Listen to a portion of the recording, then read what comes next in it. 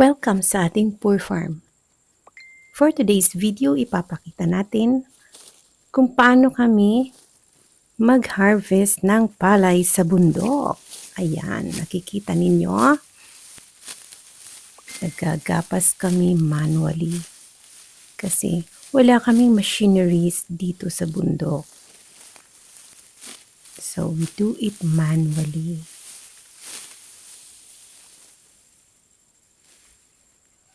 Tsaka maliliit yung aming mga palayan.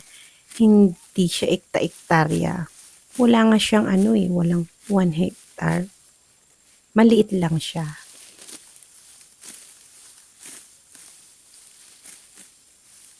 So, yan.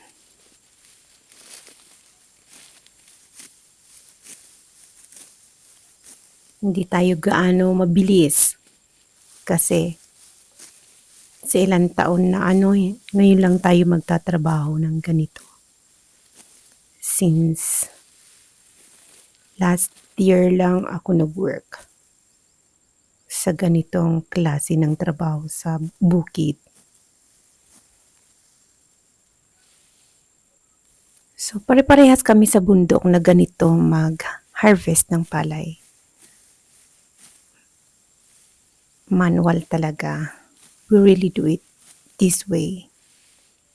And besides, we don't have the machineries to do it.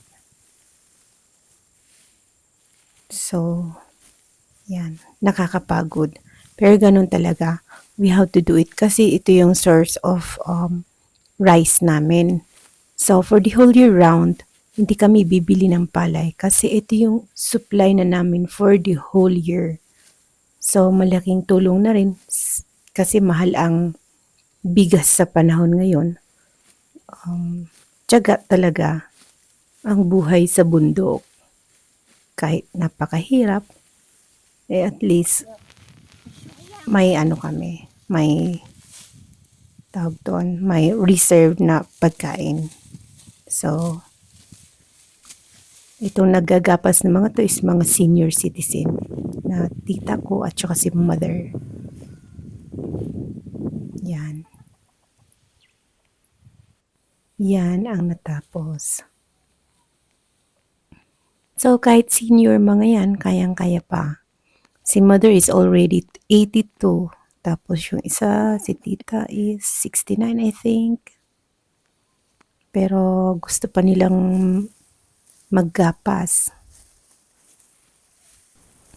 Kung magtanim ng palay ay di biro, ito, masakit din sa likod kasi nakayuko ka lagi. So, hindi lang sa pagtatanim ay masakit ang likod, pati rin sa paggapas talaga. Pero, wala tayong magawa. Yan ang trabaho natin dito sa bundok. So, tiyaga lang talaga.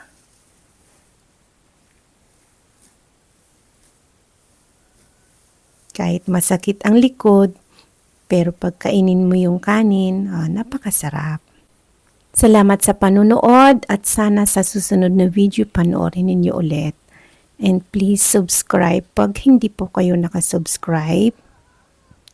Thank you once again.